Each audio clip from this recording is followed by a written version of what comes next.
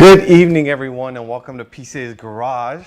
You're at Tech Tactics Live, episode 69, and today we're going to be talking about the 1978 to 1983 G-body air-cooled 911s, and that's the 911 SC.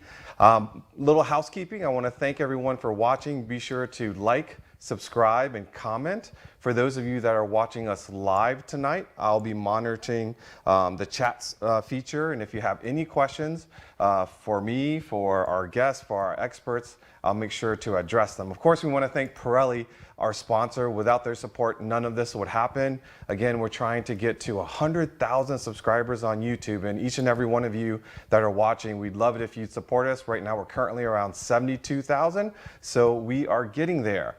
Tonight's car that we have in PCA's garage is this beautiful 83 SC that's owned by this guy. If you follow us on the podcast, you've probably heard his name before. He's a good friend of PCA, a good friend of mine, Paul Gentili. Paul, welcome to the show. Don't cause any trouble for me because we are live. On the line, we have one of our favorite presenters at PCA, and you've seen his name before. You've heard a lot from him. You've seen him at our events. It's one of our technical committee members, PCA valuation expert, owner of Columbia Valley Luxury Cars, Nathan Merz. Hello, Nathan. Welcome, Boo. I haven't seen you since we were together in Germany. We had a good time, saw some very cool things at Essen, and noticed the difference between shows in the United States versus in Germany. There were some cool things, and you reported back to folks, if you haven't caught that episode on YouTube, we did a little synopsis and some highlights of cars from Essen, so check that out. So if you don't mind, Robert, if you would throw up the agenda and let folks know what we're going to be talking about tonight. Of course, the 911 SC, what is it? We have Paul here, and Nathan also has many examples of SCs that he's gone through, ownership with, living with an SC, what to expect, what are the preferred options, what are the popular modifications, things that you might find owners have done to the car, and things maybe you should stay away from. And if there's someone here on the chat, his name is also Nathan, that's looking to buy a 911 SC. I think his goal is to be 40 years old and have a 40-year-old 911, and so we're going to help him understand what to inspect when buying one. And then after all of that, if we have some time, we have Paul's car here that will do a little walk around, as Nathan usually does when we do a buyer's guide. And with that, Nathan, what is a 911 SC? Well, in the simplest terms, the 911 SC is the 911 that Porsche introduced for 1978 and made through 1983. A lot of people will refer to Porsches of this generation as the G model, which some purists will say, well, actually, that's incorrect.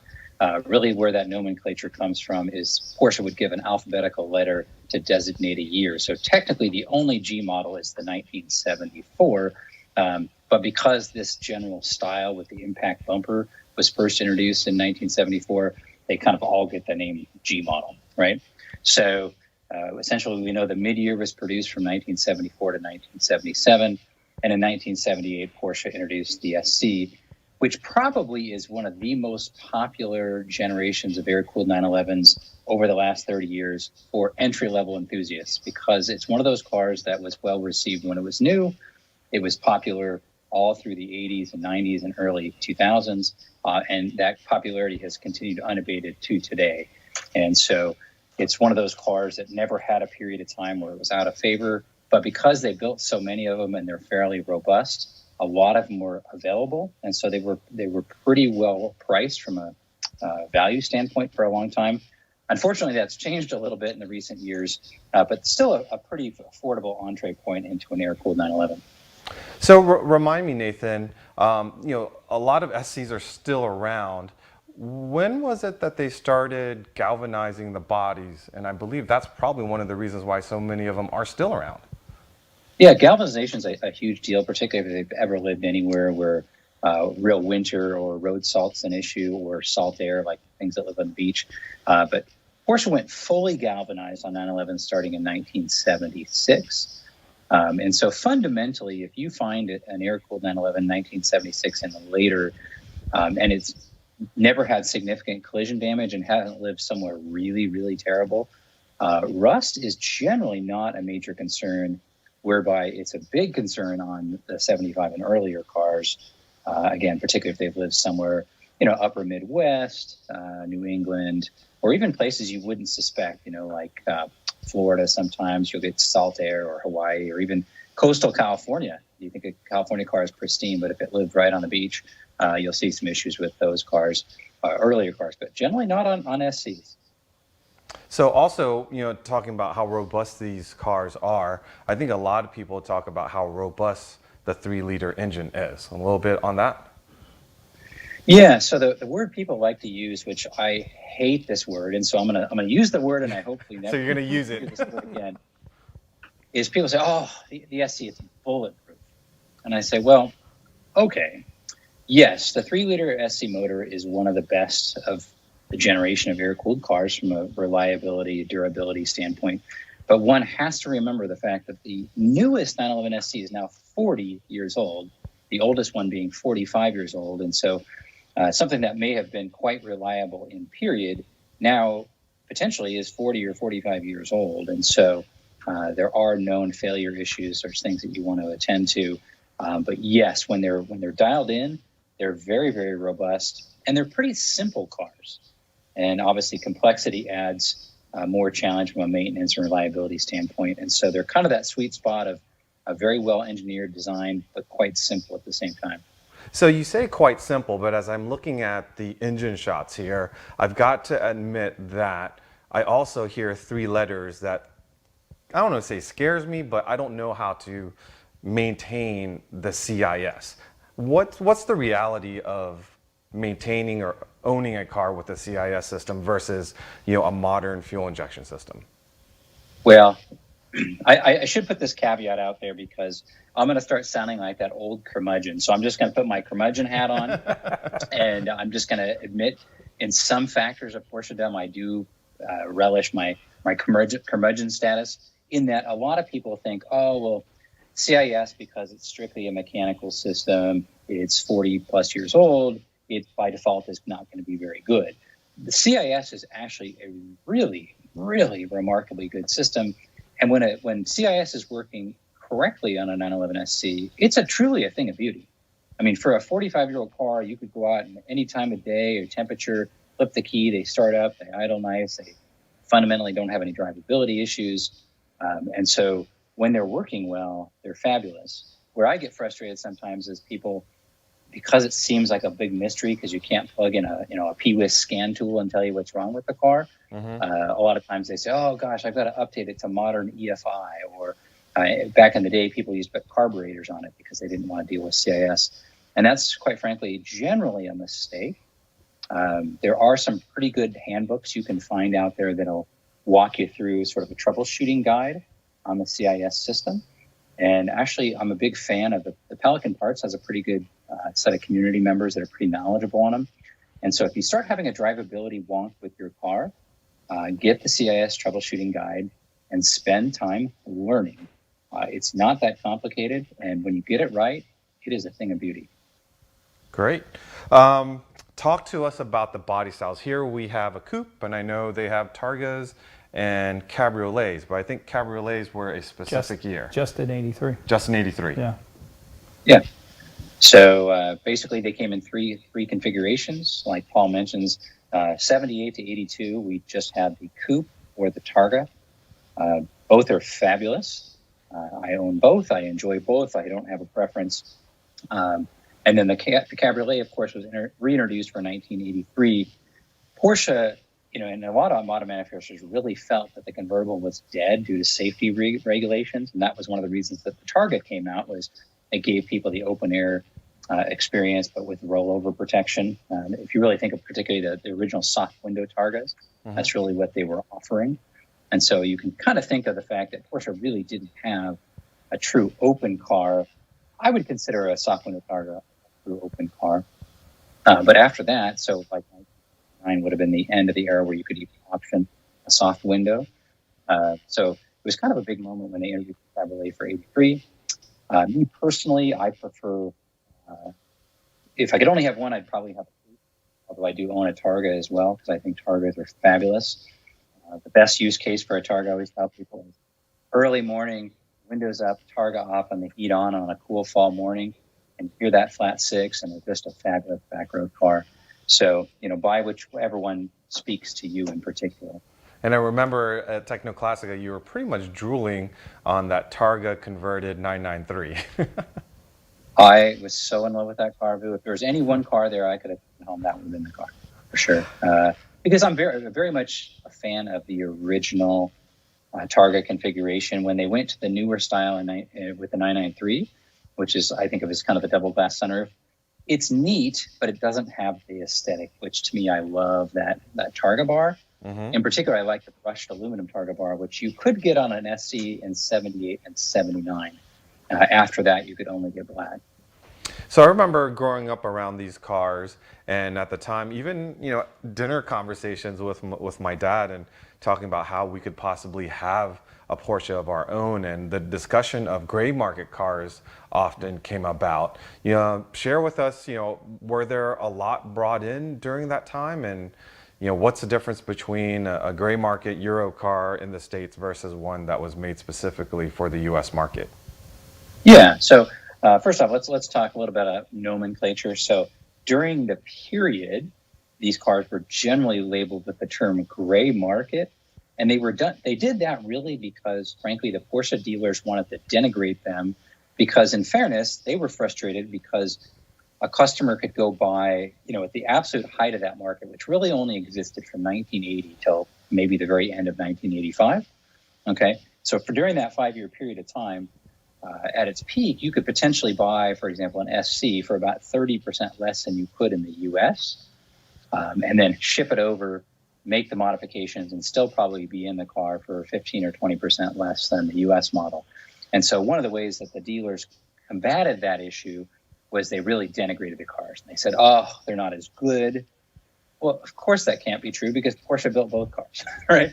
Now, there is some truth. We'll get to that in a moment. But so they gave them this term because they wanted to tell their consumers, well, gosh, if you buy a non-U.S. model, it's a lesser car, right? That's what they wanted to communicate to people. And I think that was unfair, but that really stigmatized the cars for a long time.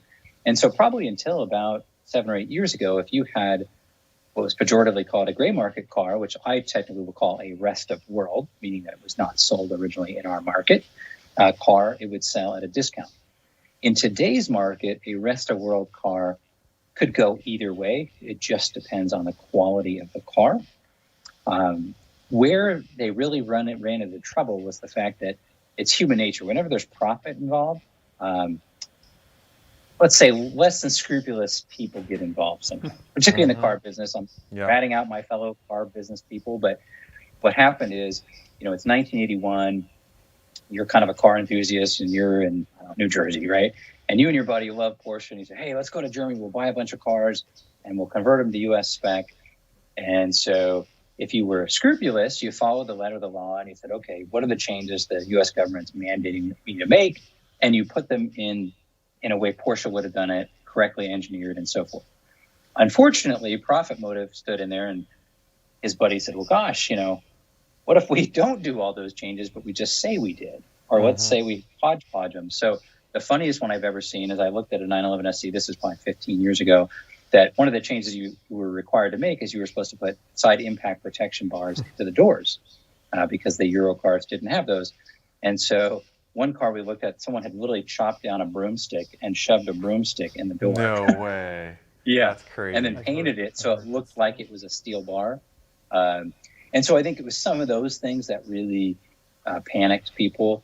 But yeah, so nowadays I look at the Euro cars and I say, what's the quality like?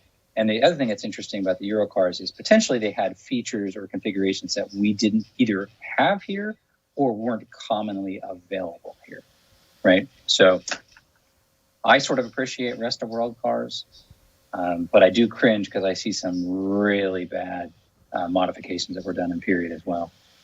Well, what's funny is when we were together at Essen, and as we walked around, there, I'm with you. I like rest of world cars, and in fact, I think this car also has European tail lenses on it. It has with the amber and everything like that. But when you and I were at Essen, there were so many cars that were definitely European cars, but they had like U.S. little pieces on it because they didn't have it over there. So it was like the flip-flop, which is kind of interesting.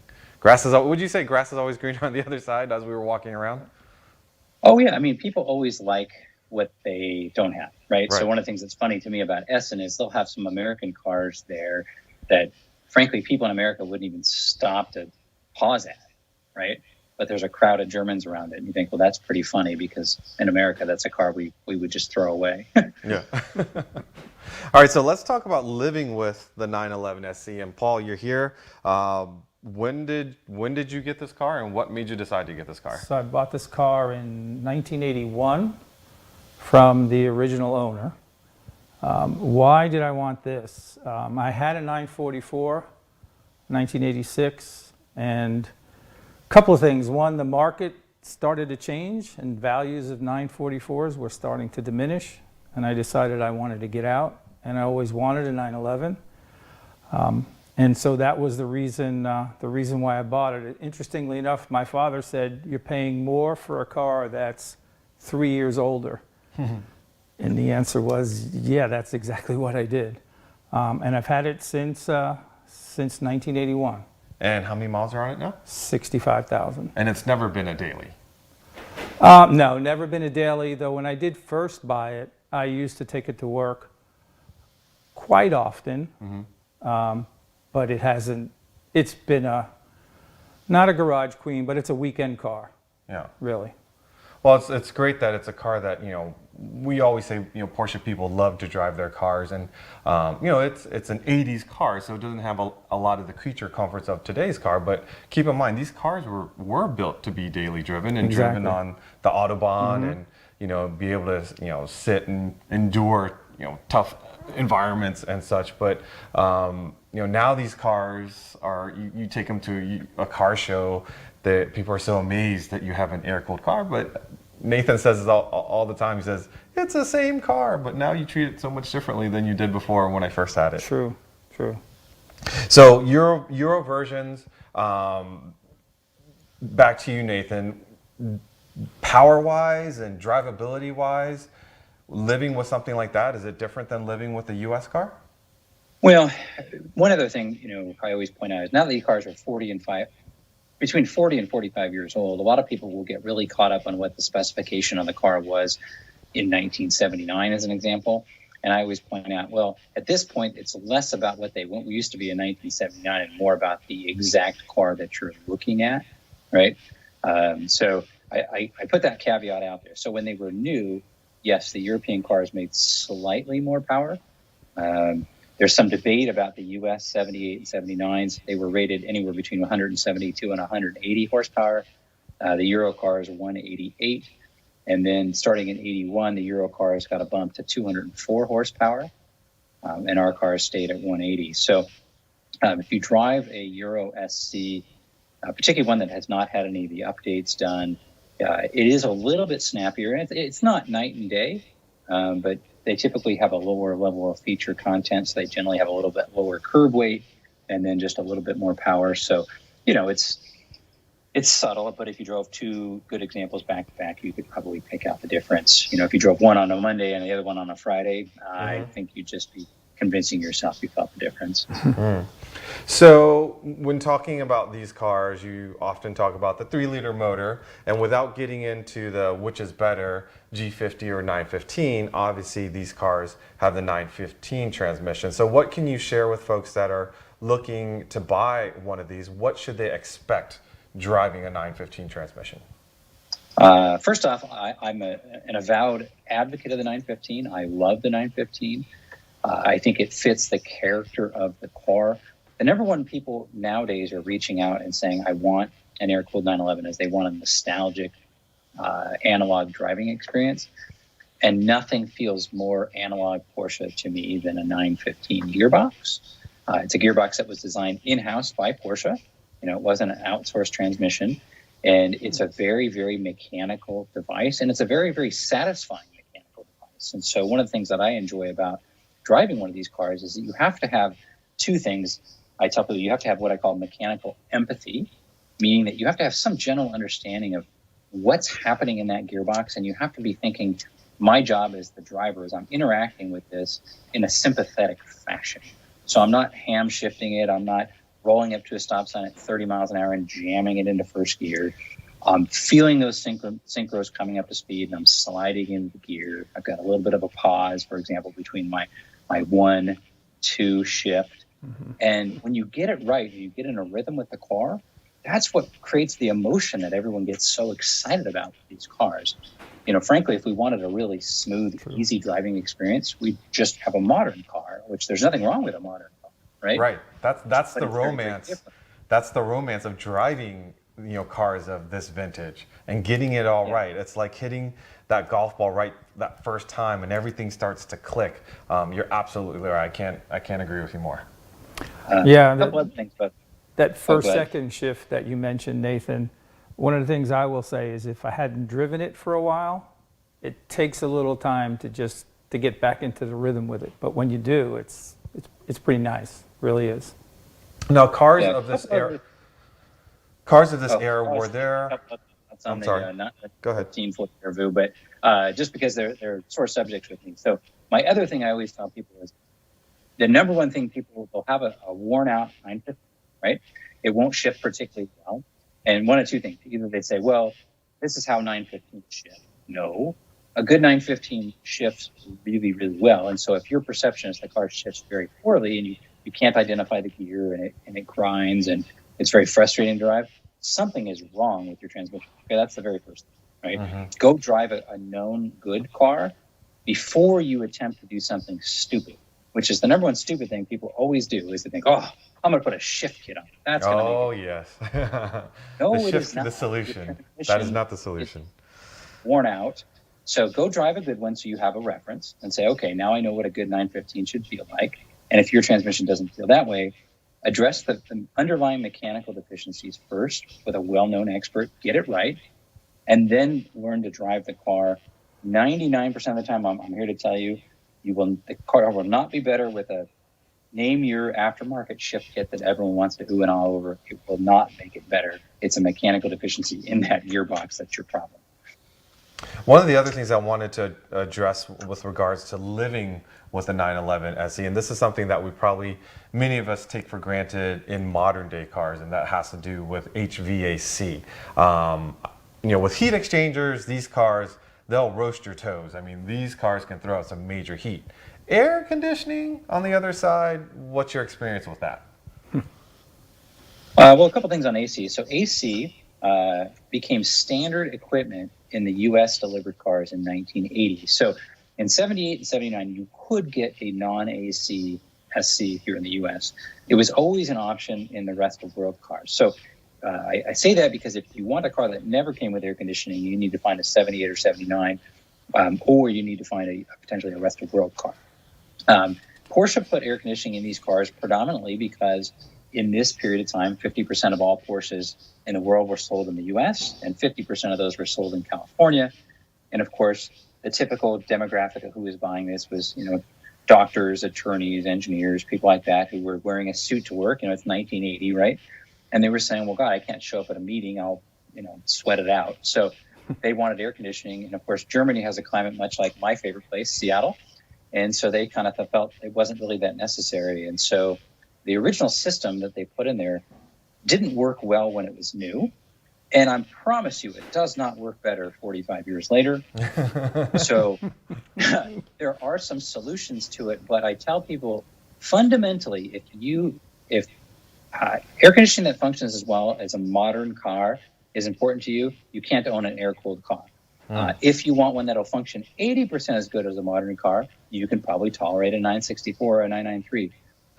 Otherwise, what you're stuck with is you're going to end up spending quite a bit of money in the aftermarket. You can make improvements to the air conditioning system in this car, but you will make a sizable investment to do that. And it still will never work like your new GMC pickup truck. It just will not. So from the pictures that Robert was putting up there, I noticed, and I don't know if I've ever seen this before, but on that controls with those sliders for the fan and everything, above the triangle, it looks to be a Fuchs wheel. Is that standard? Yeah, it's not a Fuchs wheel though, because notice it's only 4-blade there. But yeah, it does kind of look like that. It does kind It's of look the like a Fuchs, but obviously that's the fan. But I don't think my '87 has that. Is that yeah, This does. yeah. does it have it? Huh. No, that's real. That's how they come. So actually, funny enough, I was just thinking off on the fly. We need to make a little video on how to use heat across an air conditioning system and an air-cooled 911. Maybe a fun. that's probably why, because I never look in that direction to make any changes to it, so I don't notice it all. And now that picture came up, I'm like, oh, that fan looks kind of like a Fuchs. Oh, anyways. So speaking of looking for things for that are on the car, what are the options to look for in a 911 SC? Well, it's hard to believe this now because, of course, when you order a new Porsche, they basically charge you for the air in the tires and for anything else. But back then, they weren't quite so insane about an options. And so the list of available options on these cars was not real big, but there are some ones out there.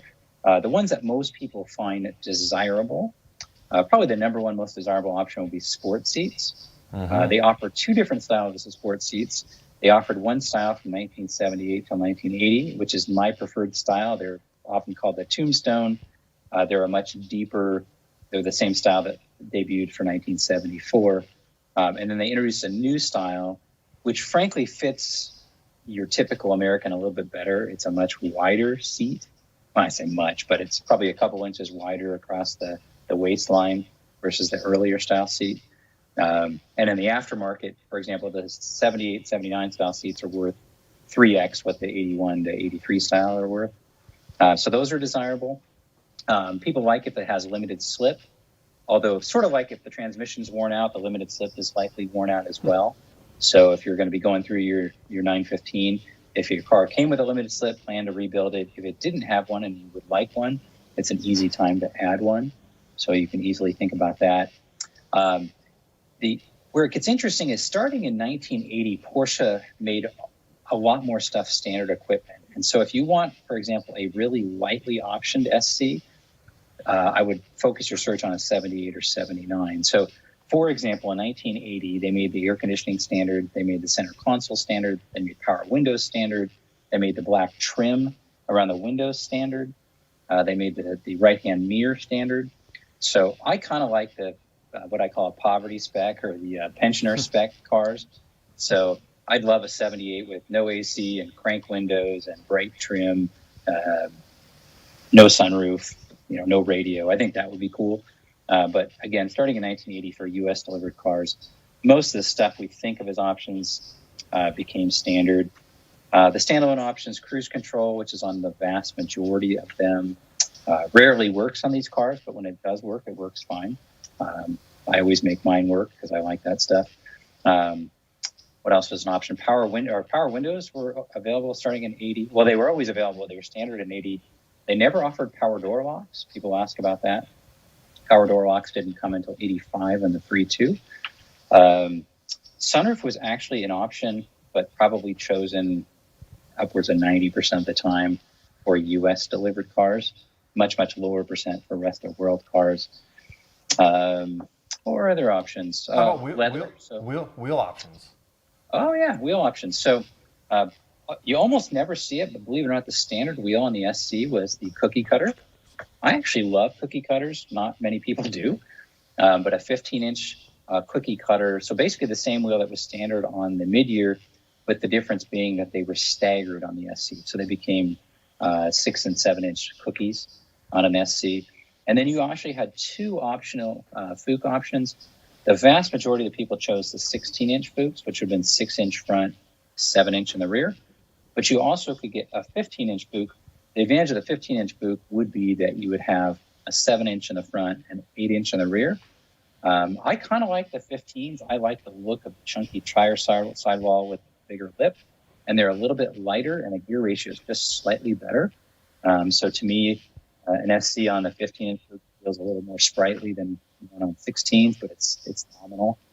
The problem now, of course, is that 15s you have very, very just have essentially one simple tire choice, not even great, which is the probably piece. Were there many suspension options?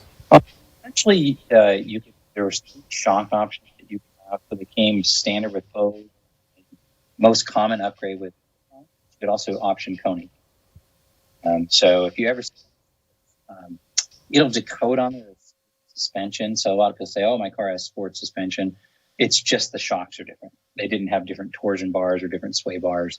It was just simply a shock change, which you can tell based on the visual. The Bilsteins will be green and the Coneys will be red. So if you look underneath the car. Now, how about the M491 options? So the official M491 turbo look package did not debut until 1984. With that said, is it possible that ones were created in Works 1? I probably. I don't know that I've actually seen one. Although like the SCRS, which of course is the stretch to even call that an SC, there was only 20 of those built are wide body cars.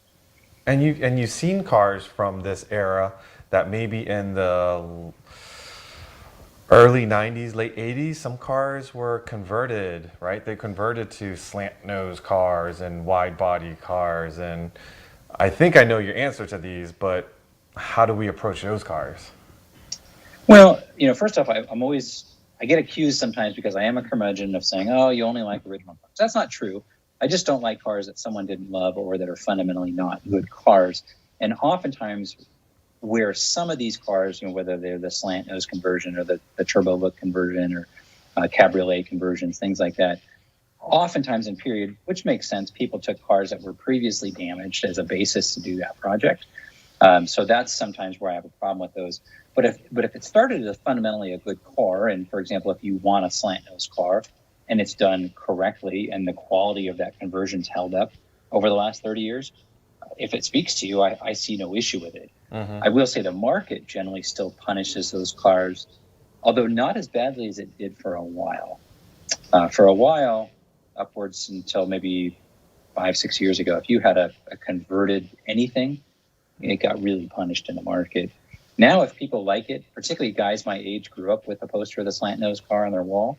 Mm-hmm. And so, me personally, I'm not a slant nose person, but there's plenty of people that are. So, that's kind of how I would look at those cars. So what about mechanical upgrades? We hear about blow-off valves, the air box valves, and the chain tensioners. Yeah. Okay, so the thing about SCs, again, keep in mind, 40-year-old cars. So a lot of the guides that people just keep regurgitating contain information that was really irrelevant in the car's first, say, 10 years of life. So, for example, the odds that you'll find a 911 SC still running and driving in the world that does not have a pop-off valve in the airbox is, I'll bet you I could go 5 years until I would run across one, right? So that's kind of a no-brainer. Almost all of them have been done. Same with the chain tensioners. I mean, at this point, if you have a 911 SC that's never had chain tensioners done, it likely means the car either has very, very low miles or has never had any significant work, and you're likely going to be doing some more work. And so at that point, you should definitely consider moving to career chain tensioners. But again, I could go years until I see one that hasn't had them done. It's just so common. Same thing, like one of the things people talk about is the early SC 78, 79, and some of the early 80s had a rubber-centered clutch that would disintegrate. And so I have a lot of people get all spun up about that. And I said, well, first off, if the rubber-centered clutch was going to fail, it wouldn't have made it 45 years. Yeah. Right. It's likely been changed at this point, unless you find that oddball 8,000-mile car. I mean, they are out there, but for your typical one you're going to run across, most of these issues would have already been in the past. And you might be revisiting new things due to age. That's one of the things that happens. Sometimes the people that write the information that's out there, they're kind of lazy and they just keep referencing the old original source material, and they don't take into consideration what was relevant data in the first 10 years is less relevant 30, 40, 50 years later. And new problems have entered the foray, right? So, for example, when I tell people if you're shopping for a 911 SC, the most critical thing I tell people is what you want to look for and inspect for are the items you can't change no matter how much time, effort, or dollars you throw at it. So I'll give you an example. So if I see a 911 SC and it's that rare car that doesn't have chain tensioners, Well, I can solve that problem fairly easily with a little bit of money. If, however, the car has suffered significant collision damage, no matter what I do with that car, I can never erase that, right? Yep. So those are the things that I focus on more than some of the mechanical items. Not that mechanical items aren't important, they certainly are. I want to factor them in, but as an example, we're showing that rust. I would have a lot more issue with catastrophic body rust than I would even broken head studs.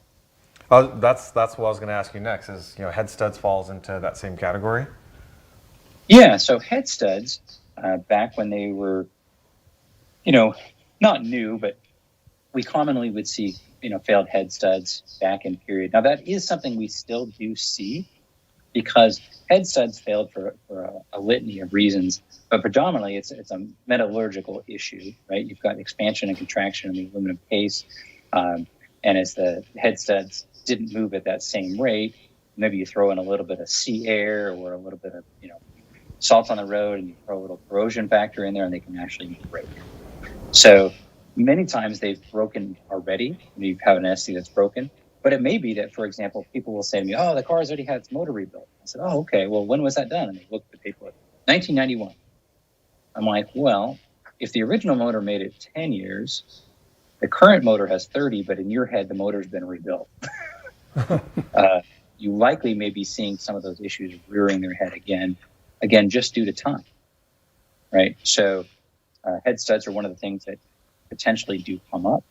And we've also changed over time as to what the solution is. So Porsche did about 4 different iterations during the build sequence of the SC.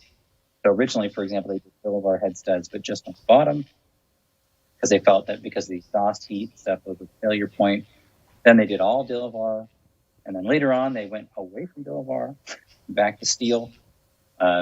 Nowadays, most people go with something like a raceware. So there's different solutions in 2023 than there might have been in 1987, as an example. So if you had looked at this car last year, it would not have had the Carrera tensioners, nor would it have had a pop-off valve in the airbox. That was just, there's always the recently done. Yeah. Now, here's a question from one of our viewers, Brian. He asked, does my car lose any value if the AC is removed? I'm thinking about removing mine plus the air pump. Okay, so those are two separate issues. So we'll talk AC, and then I can remind me to touch on the air pump issue. So first off, I always tell people, make the car what you want. It's your car. So if you want to remove the air conditioning, don't let me or someone else tell you not to. It used to be probably from 1985 until 2005, no one would even pause. They would have just taken all that stuff out, pitched it in a dumpster, and never looked back. Nowadays, we're in a different situation that people are saying, hey, like you can't buy a car in 2023 that does not have air conditioning, right? So everyone expects it, whereas in 1985, people didn't. It would have been normal to have a car with no AC. And so, and the buyer demographic has changed. So a lot of the people buying these cars, maybe they're 32 years old and they want to relive a certain experience, but they can't fathom the idea of not having AC. Now, they don't realize the AC works terribly, but so if you tell them you remove it, I would say there's a large body of people that's a panic button for them. Interesting. Now, it's likely they don't really understand that you removed a bunch of stuff that didn't work. But if they ever want to make that work again, it is much harder if you've removed everything. So, that's what I would say on that. In terms of the air pump, California is still a really important market from a resale perspective, as is a few other markets that still require smog. And so, for example, California requires smog on any Porsche 1976 and newer, and it requires a visual inspection. So if you ever want to sell your car to a California owner, it needs to have an air pump on it to pass visual. So again, it's your car, do what you want with it. But if you have any thought about that, I would at least keep the parts. And I would likely, if I was that worried, I would probably just take the belt off and leave it in place. How about oil coolers? I've heard about trombone coolers and upgrading the oil cooling system. Yeah. So one advantage of SCs is they all came with front oil cooler standard equipment, unlike the mid-year cars where Porsche made the horrible decision to not necessarily make the front oil cooler standard equipment. It was standard equipment on all SCs. However, it's just a simple trombone style. So it's just, if you look up in that front fender, just got a couple big kind of brass loops and the air passes over it. It actually works okay, but it doesn't have a fan assist. Like if you go to a 3.2, it's got a fan assisted oil cooler, which does work much better if you live in a really hot climate. Like let's say you're using the car and commuting in traffic in Palm Desert or Dallas, Texas, or Fort Lauderdale. Somewhere that's hot, and even worse would be hot with humidity. In those situations, I would probably want to upgrade potentially to a fan front oil cooler. You want to keep oil temperatures on these cars. Ideally, oil temperature 190 is kind of your dream oil temperature. The occasional stint to 210 or something is okay. But if you're regularly seeing oil temps on a regular basis north of 210, I would want to address oil cooling. A lot of people ask that question. They'll say, "Oh, it's a quote air-cooled car. Will it tolerate hot temperatures?" Absolutely. You can drive a 911 SC at 120 miles an hour and 100-degree temperature, and if the car is functioning as designed, you will have no problems with oil temperature. Now, again, 40-year-old car, so oftentimes people will say, "Well, my car doesn't work that way." Well, likely there's something wrong with your system. The number one issue I see on SCs is someone took their car to the silly guy at the tire store and he put a floor jack underneath the car and kinked one of the oil lines going down the side. Oh, yeah. So I see a good percentage of the cars where they're getting almost no flow to the front oil cooler. And so you want to inspect those brass lines and make sure they're not kinked. It's logical. It's like you got a hose and someone's standing on it. You're not going to get any water on it. So when you saw this car initially this evening, you had noticed the spoiler on the front of it. And these cars came with a number of configurations, or ended up with a number of configurations. You want to share, folks, what they might be looking for there with regards to spoilers on these cars? Yeah, so we can talk about spoilers. So in the SC era, Porsche offered two different rear spoilers and only one type of front spoiler, which is what you see there. The official Porsche answer is that it's both or neither. So the official engineering answer is that you should not have a front spoiler if you don't have a rear, and you certainly shouldn't have a rear if you don't have a front from an aerodynamic balance perspective. With that said, I would say a large number of people, myself included, like the aesthetics of the front spoiler and do not necessarily like the aesthetics of the rear spoiler. And so this is very, very common that someone will put the front on and not the rear. I think at the speeds at which people drive these cars, particularly here in the US, in today's world, I don't know that it makes any real difference. Could it make a difference at top speed? It certainly could and should, because Porsche didn't put stuff on just for aesthetics. So originally, again, if it has no rear spoiler, it should not have a front. That's the technical answer. When you move to the back, they offered two different rear spoilers.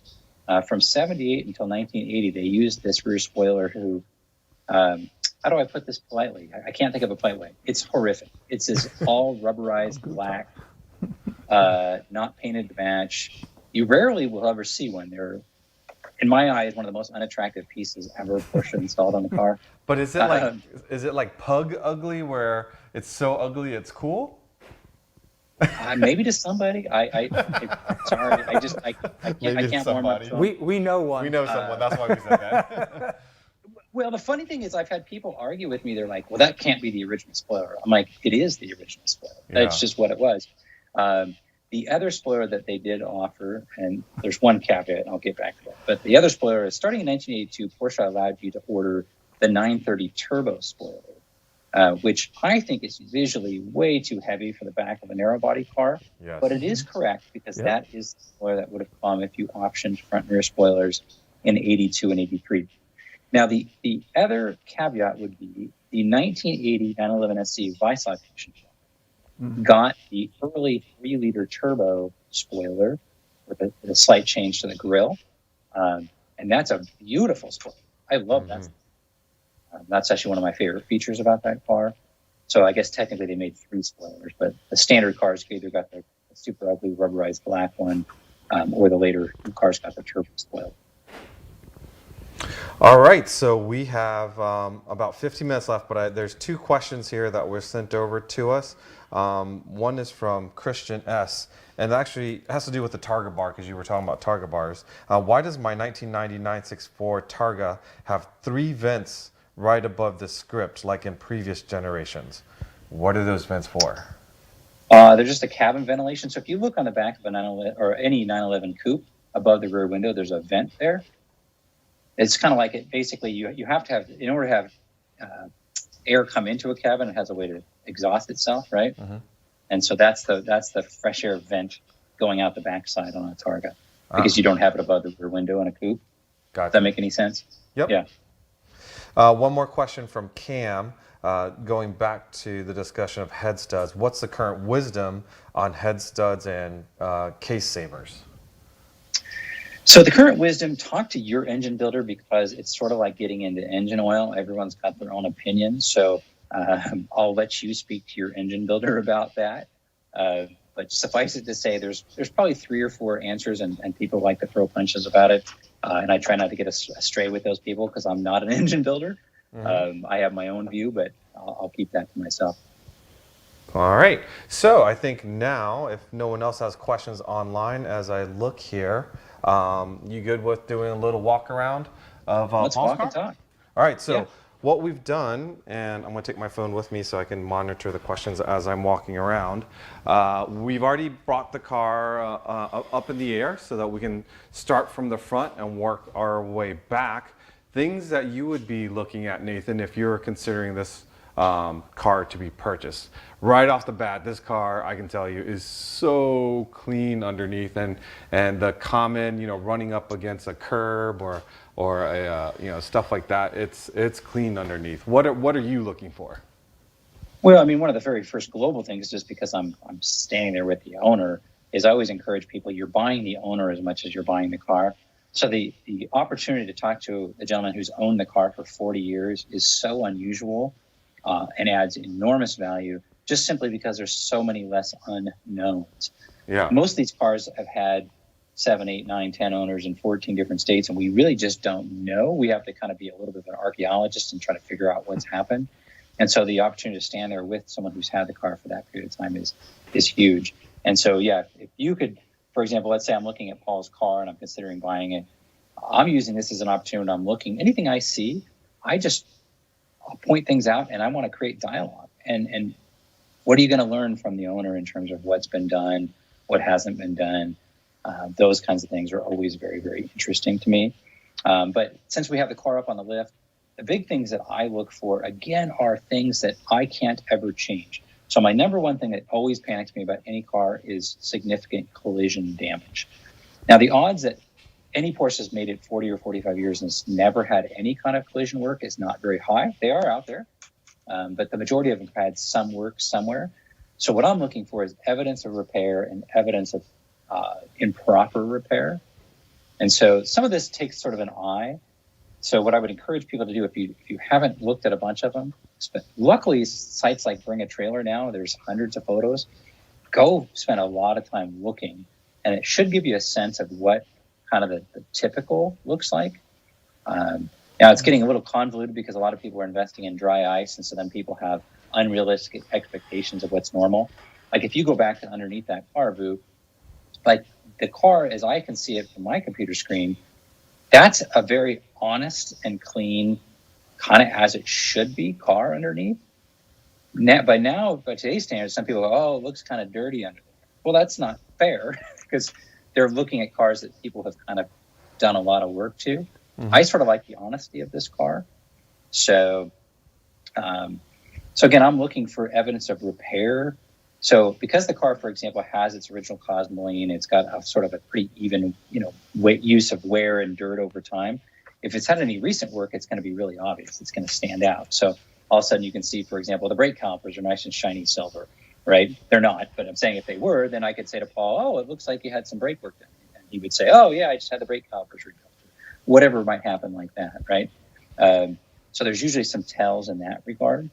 The other things that I'm looking for, like the pan, oftentimes gets damaged. So I can tell you if they've been, run off the ground. Or again, the guy at the tire store likes to put his floor jack underneath them. You'll find lots of dents and floor pans. And then if you look at, for example, those oil lines I was talking about earlier, Vu, Yep. I don't know if Damon can take us over there. See those oil lines, what happens is, like, they'll get kinked where someone will put a floor jack underneath there. Right. And it's typically behind the front wheels is the number one spot. See where it's almost where the lift is right now? Very, very commonly will be kinked there. So that's your AC line you're pointing to. Your oil cooler line is closer to the rocker. Right here. Yep. Yep. So they'll be very commonly just about 6 inches farther forward from where you were pointing. They'll be very commonly kinked there. And they'll be very commonly kinked right in front of the rear wheels. So I'm looking for that. As I move to the back, what I'm looking for, of course, the number one thing I'm looking at is leaks. I always expect them to have leaks. That doesn't mean leaks are okay or leaks are normal, but they are common, right? So I'm just going to make a note of any leaks that I see. The other thing that I like about this car is it has all its original parts and pieces. So you can see it has its original heat exchangers, has its original catalytic converter, has its original muffler.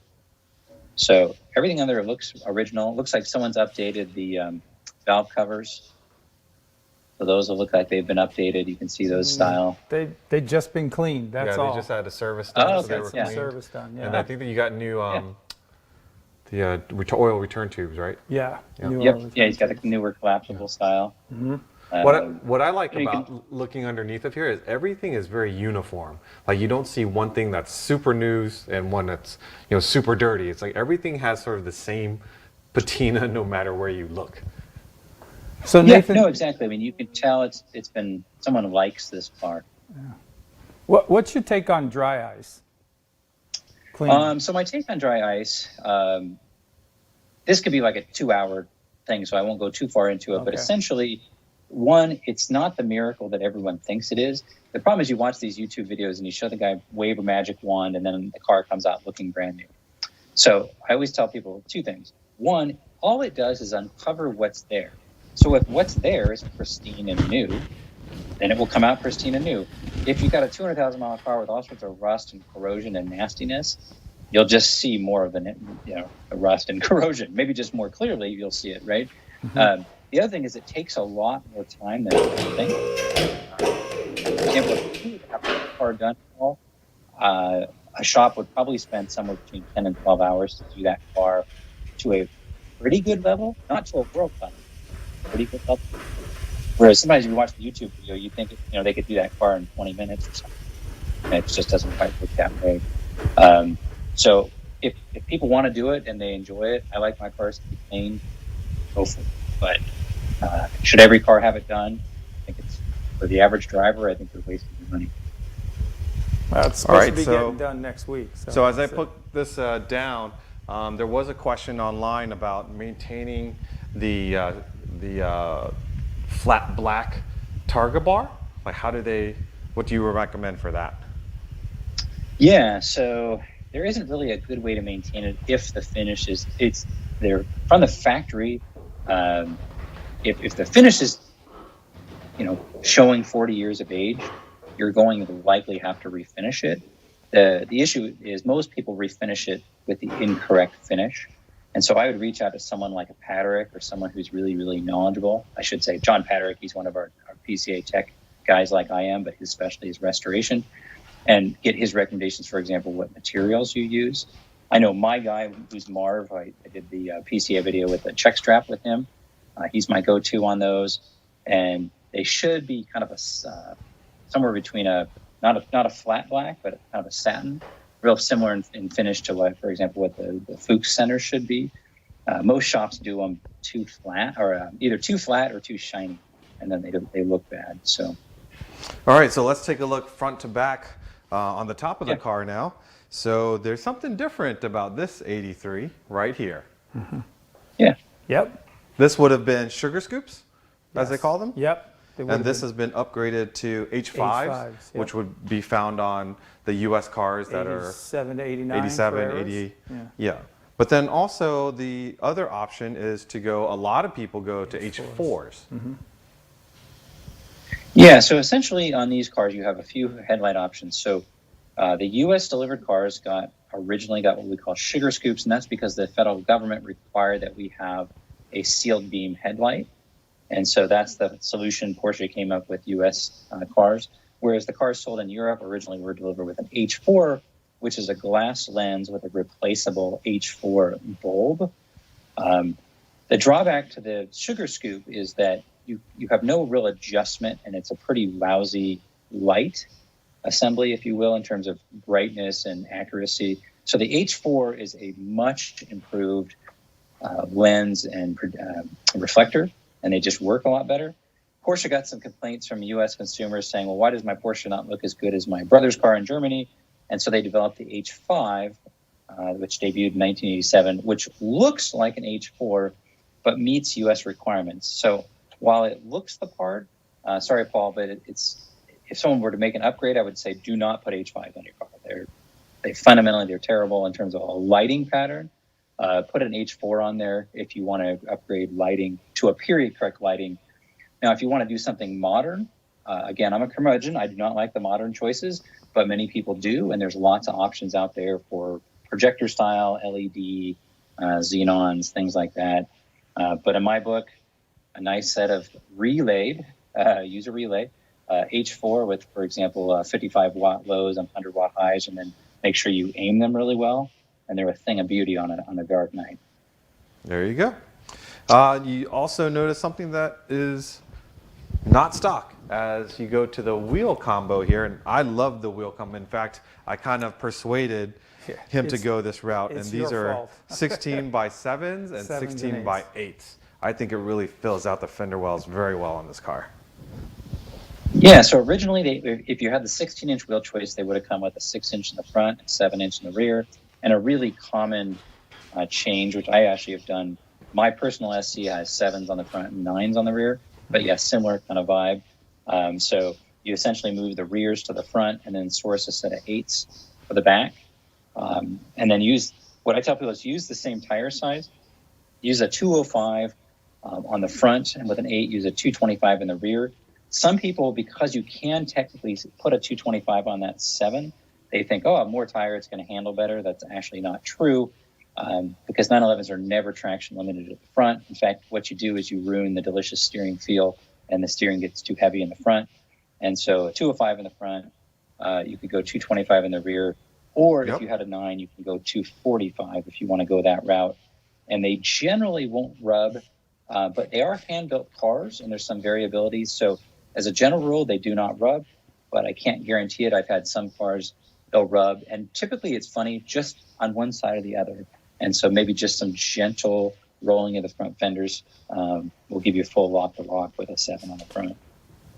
Now, I know we're getting close to the top of the hour, but I want to make sure I show this interior, because you mentioned, and I believe Paul upgraded these seats. These are the sports seats that you loved, and I agree with the selection there. And also the steering wheel is, I believe, a 930S wheel upgrade, which I think looks beautiful as well. Yeah. So, Paul, what year is your car? 83. 83, okay. So Paul, if you show those sports seats, so those are the correct style for 81 to 83. People get these confused. The 80 to 84, the easiest way you can tell the difference is see how the bolster never fully meets the lower bolster. There's kind of a gap there. The earlier style seats, that bolster comes all the way down, and the whole recline mechanism and stuff is different. But yeah, these are great seats. People prefer the sports seats, so that's fabulous. The other thing to mention, because this car is an 83, let's talk speedometers in these cars.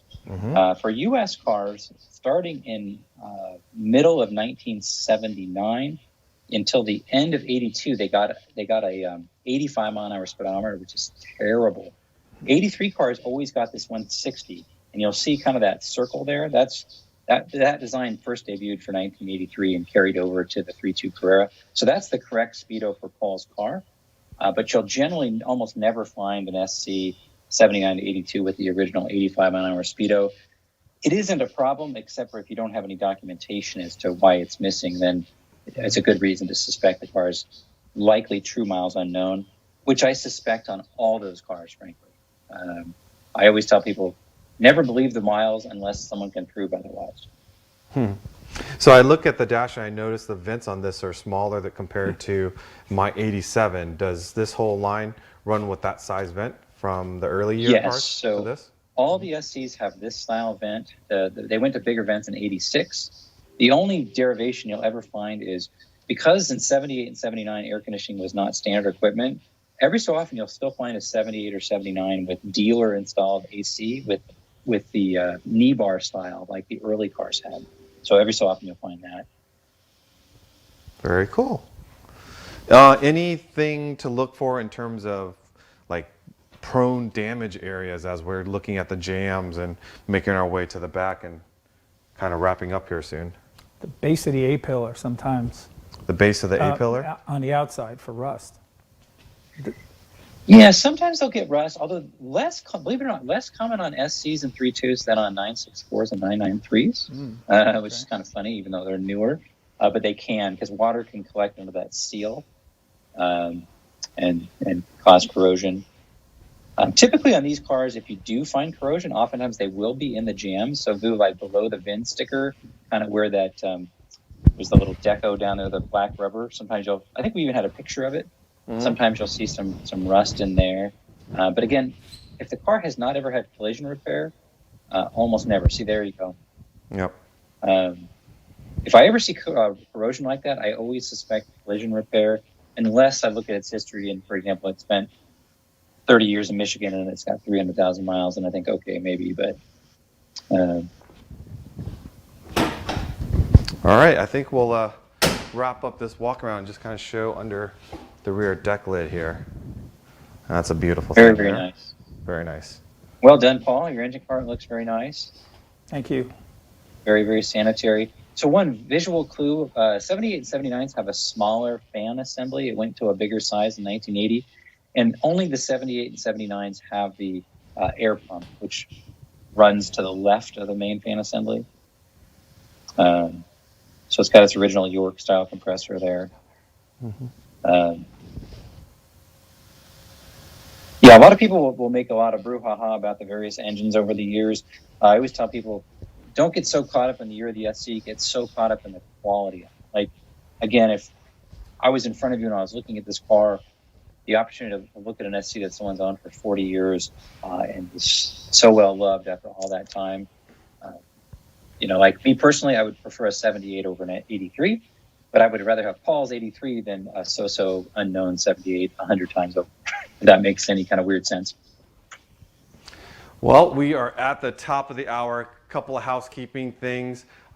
Just wanted to let you know that on May 17th, we will have a Tech Tactics Live Confessions of a Car Insurance Salesperson. So that should be interesting. We'll be talking, we'll be getting ready for Porsche Parade here for June, and then Works Reunion Monterey will be August 18th. Rensport Reunion, we've talked about that quite a bit, September 28th through October 1st. And if you haven't checked out our most recent podcast, number 59, personally I think is one of our best. Mm-hmm. It was with Boris Appenbrink, with Porsche Exclusive, the podcast number 59, Porsche Club Insider. Check that out. Again, I want to thank Nathan, I want to thank Paul, thank you to Pirelli, and thank you to all of our viewers. I hope you enjoyed this episode. Leave us a comment if you enjoyed it. Until next time, we'll catch you down the road. Thank you, Nathan. Thanks, guys.